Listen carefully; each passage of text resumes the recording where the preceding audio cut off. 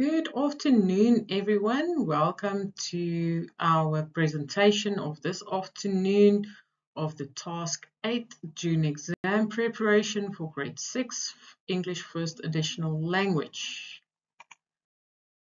I am Marita Gericke, and just before we begin, I just want to cover some of the basics. I just want to make sure that you can hear me.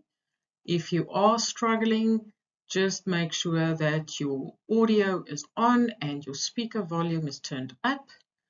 You will automatically be muted when you are joining the class, which means I will not be able to hear you, unfortunately.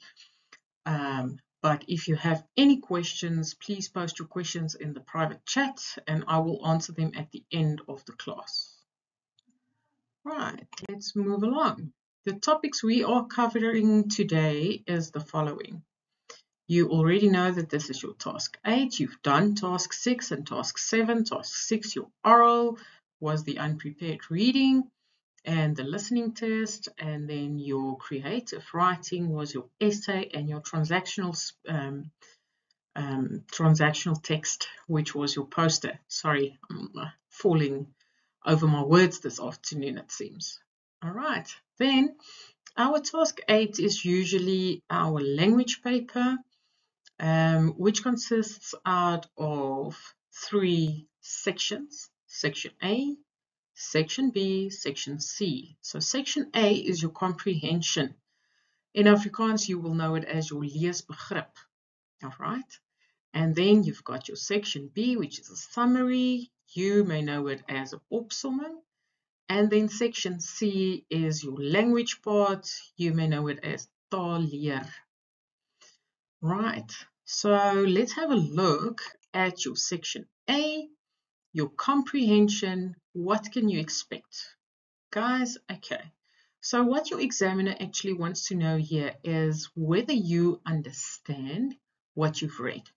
So they're not they are not testing your language skills. They want to know, can you read? Do you understand what you're reading? Okay, so that's where these questions come from. So the types of questions that you can expect. Now, your Section A has a question 1 and a question 2. Now, your question 1 is a passage, something that you need to go and read and then get certain information from that. Okay, so you will typically get your questions like I always say to the students, when you write an essay, you need to go and answer the questions who, what, where, when, and how. So I can guarantee you that at least 2 or 3 of these questions will be asked during your comprehension. Okay, then you will usually get questions that requires a yes or no answer, and for you to give an actual good reason for your answer. So if you answer yes or no, there's no right or wrong for this question, guys. So if you give a yes or a no, then you need to give a reason that makes sense. If it doesn't make sense, you cannot get the marks at all. Right, then they will probably ask you to explain something, explain why or why not. Again, give a reason, motivate your answer. Then let's say they give you a text that actually wants, let's say the text says 5 tips on packing your suitcase for the holiday. Let's do that. 5 tips on packing your suitcase for the holiday. All right, so they're going to probably go and ask you to list at least 2 or 3 of these tips. Okay, now your question 2 of Section A is a visual text. Now, what do I mean with a visual text? Okay, in this case, it will be a cartoon, okay, a strokiesprent, an advertisement, or any kind of picture. They can take any picture and put it there just to see if you understand what that picture says. Now, you guys are that fortunate that you are all visual learners nowadays and technological babies. So basically, what they are testing here is, do you understand the picture or the cartoon?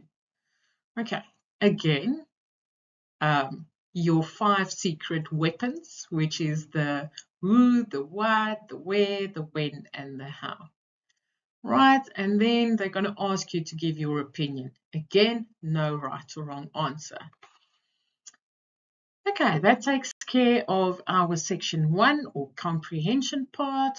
If we move on to section B, which is your summary, they will again give you a short text or a passage. Like I used the example previously, 5 tips on packing your suitcase, for example. They will ask you to summarize that. Som dit op. Okay, basically make it shorter. Right, so tips on that or answering this question is the following. You know by now that every paragraph has a main idea. Every paragraph has got a main idea. Right, so they're probably going to ask you to take out the main idea. Well, they're not going to ask you. The idea is that you have to take out the main idea, not the supporting ideas, the main idea, die hoofgedachte. Basically what is most important in this summary. Okay, so then you are going to go and take these sentences that you underlined to go and write your summary. Okay. Now, usually they would ask you to, let's say the passage that they give you is about 150 words. They want you to make that smaller into, let's say, 50 words. Okay, so summarize it into 50 words. Very important, guys, is you have to show how many words you used. I'm telling you why.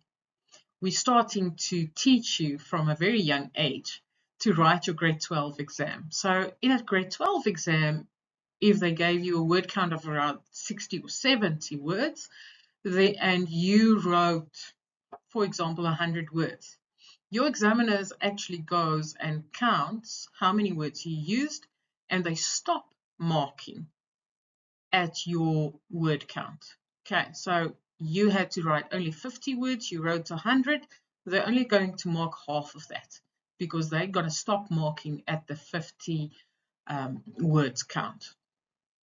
Right, very important. If you have to summarize, you know that if you are reading a summary, you want it in bullet point form or in numbered form. So go and number your sentences. Right? They asked you to take out 5 tips, so you're going to have a number 1, 2, 3, 4, 5. Right.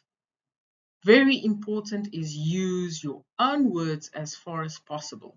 If you only quote from the passage, you already lose 3 marks because you get 3 marks for the language that you use and for the fact that you used your own words. So go and change the question, the sentence a little bit, and use your own words as far as possible. Lastly, very important, write in full sentences. Now, it does not need to be a sentence from 6, 8, 10 words, as long as it's a full sentence and it makes sense. Okay, that is your section B of the summary or of task 8. If we move on, however, to the language part, okay, here's another tip for you. All right, so in your study guide, you will see that you get your index. Okay, after your index, you get this very important page. All right, it gives you your emojis or your icons on how to or what to go and study or what does everything stand for in your study guide. So here's my tip. All right, so the first one or the first icon you can see is vocabulary. Usually before a reading piece or a passage, they give you this part where they explain new words.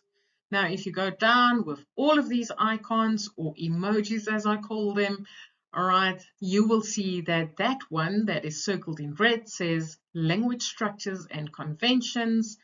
It is a page with a magnifying glass. This magnifying glass guys, is your clue. If you ever watched Pink Panther, there's a detective in there, and that detective has a magnifying glass. Okay, why does he have a magnifying glass? Because he's looking for clues. Now this is your clues to a language paper. All right, this is where it's going to tell you, this icon will be used where it's going to tell you what is the difference between a collective noun and a proper noun, or what is the difference between a synonym and an antonym, and what is active and passive voice. So this is where you will get your language study material. Go and have a look, go and find the clues with the magnifying glass in your study guide. You only need to turn to term 1 and term 2, because this is the only language structures that we are testing in this specific paper, or in task 8. Okay, so that is my sing and dance for this afternoon. I just want to move on quickly. Right, are there any questions?